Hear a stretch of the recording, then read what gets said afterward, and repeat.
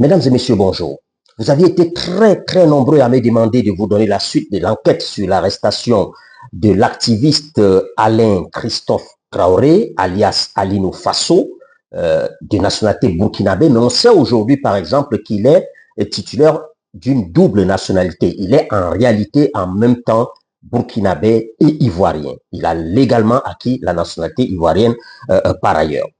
Et l'enquête depuis son arrestation par les services de renseignement ivoiriens dans une opération de déstabilisation de la Côte d'Ivoire a révélé plusieurs choses. Je suis aujourd'hui en mesure de vous révéler, sur la base des informations de sources très haut placées au sein des services ivoiriens, que le Premier ministre, l'actuel Premier ministre, le nouveau Premier ministre burkinabé, Monsieur Rimtalba Jean-Emmanuel Ouedraogo, est une sorte de loupard des réseaux sociaux.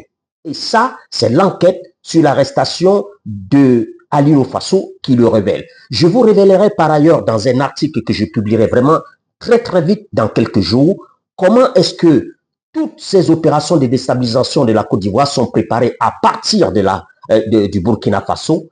Qui sont les hommes, les personnalités influentes du régime derrière toutes ces opérations de déstabilisation de la Côte d'Ivoire à partir du Faso, notamment le fait que derrière toutes ces opérations, il y a notamment le commandant Oumarou Yabré, c'est le patron des services de renseignement du Burkina, mais il y a aussi également le frère aîné du président du Faso, un certain Kassoum Traoré, qui est donc le frère aîné du président de la junte du Burkina Faso.